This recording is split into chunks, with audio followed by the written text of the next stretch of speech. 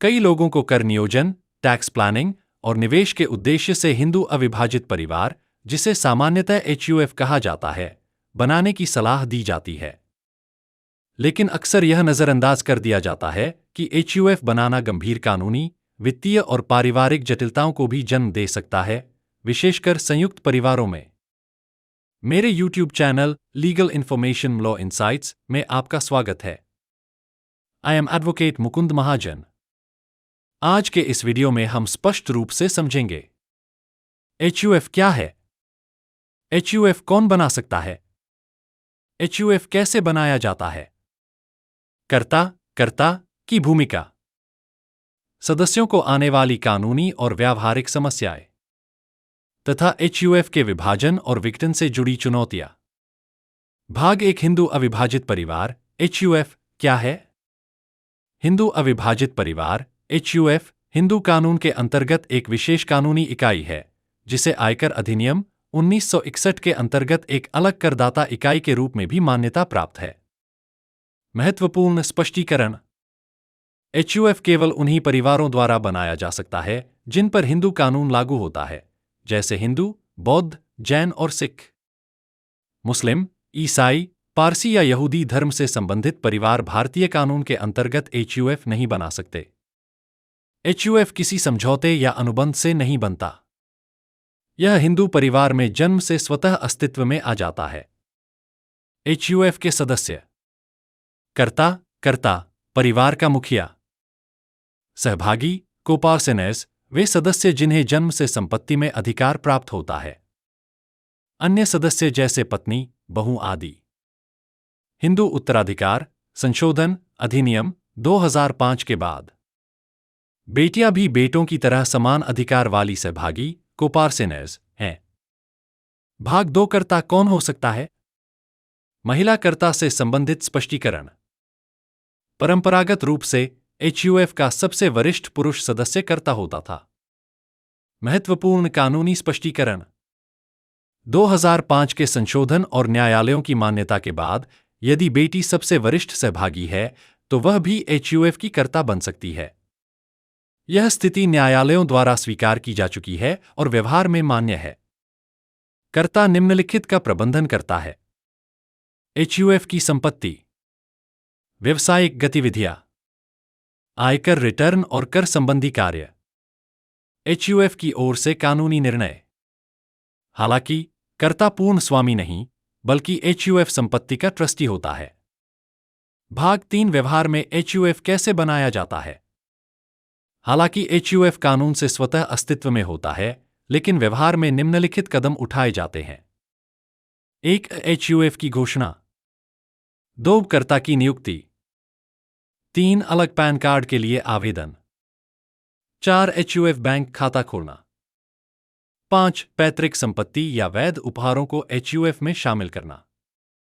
महत्वपूर्ण कानूनी बिंदु: एक बार कोई संपत्ति HUF में डाल दी जाती है, तो वह स्थायी रूप से व्यक्तिगत संपत्ति नहीं रहती और संयुक्त पारिवारिक संपत्ति बन जाती है। भाग 4 लोग HUF क्यों बनाते हैं? सामान्य कारण है: HUF का एक अलग करदाता इकाई होना, अतिरिक्त कर छूट और लाभ, निम्नलिखित में निवेश, अचल संपत्ति, शेयर और म्यूचुअल फंड, पारिवारिक व्यवसाय।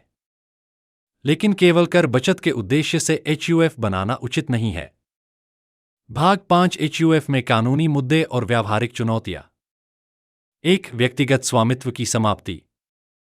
जब संपत्ति HUF की हो जाती है, किसी एक सदस्य का उस पर पूर्ण अधिकार नहीं रहता। कर्ता स्वतंत्र रूप से संपत्ति बेच नहीं सकता। सहभागियों की सहमति आवश्यक हो सकती है। 2 सहभागियों का जन्मसिद्ध अधिकार। प्रत्येक सहभागी जन्म से अधिकार प्राप्त करता है, कभी भी विभाजन की मांग कर सकता है, पुराने लेनदेन को चुनौती दे सकता है। यही कारण है कि पारिवारिक विवाद बढ़ जाते हैं। 3 परिवार का विस्तार।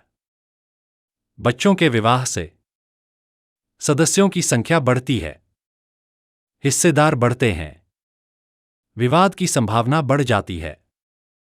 4. कर्ता द्वारा शक्तियों का दुरुपयोग।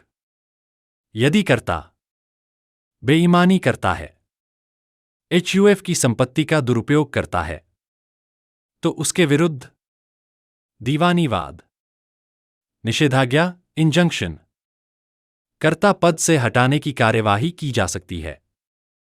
5. कर एवं अनुपालन संबंधी जोखिम।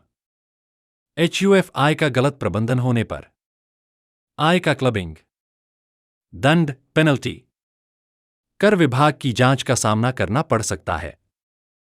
भाग 6 एचयूएफ का विभाजन, प्रमुख कानूनी चुनौतियां। विभाजन का अर्थ है एचयूएफ संपत्ति का बंटवारा, संयुक्त पारिवारिक स्थिति का अंत। विभाजन के प्रकार: 1. पूर्ण विभाजन, टोटल पार्टीशन।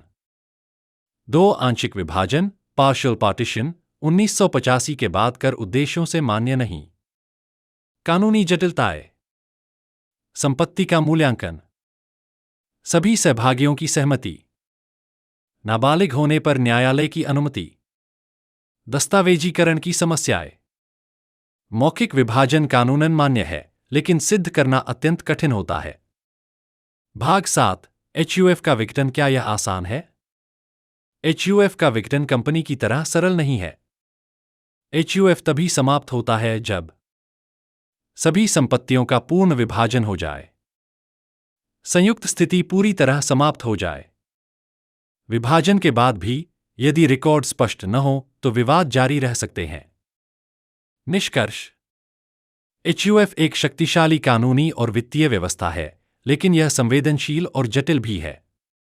जहां यह कर और निवेश में लाभ देता है, वहीं इसमें पारिवारिक विवादों का जोखिम, कानूनी जटिलताएं, विभाजन के माध्यम से कठिन निकास भी शामिल है। इसलिए एचयूएफ केवल इसके दीर्घकालिक कानूनी परिणामों को समझने के बाद ही बनाया जाना चाहिए। यदि आपको यह जानकारी उपयोगी लगी हो तो कृपया लाइक, शेयर, सब्सक्राइब करें और बेल आइकन दबाएं ताकि आपको समय पर ऐसे और महत्वपूर्ण कानूनी वीडियो मिलते रहें। मैं आपको आश्वस्त करता हूं कि मैं इस चैनल के माध्यम से विभिन्न विषयों पर सटीक, विधिसम्मत और शोध आधारित कानूनी जानकारी निरंतर प्रदान करता रहूंगा। आपके समर्थन के लिए मैं हृदय से आभारी हूं और आपसे विनम्र अनुरोध करता हूं कि इस चैनल से जुड़े रहें। चैनल को ज्वाइन करने पर आपको विशेष कानूनी जानकारी और सदस्यता से जुड़े लाभ प्राप्त हो सकते हैं। यदि आप इस शैक्षणिक पहल को और समर्थन देना चाहें, तो YouTube नीचे वीडियो के साथ थैंक्स का विकल्प प्रदान करता है। कोई भी योगदान पूर्णतः स्वैच्छिक है और गुणवत्तापूर्ण कानूनी जागरूकता सामग्री के निर्माण को जारी रखने में सहायक होता है।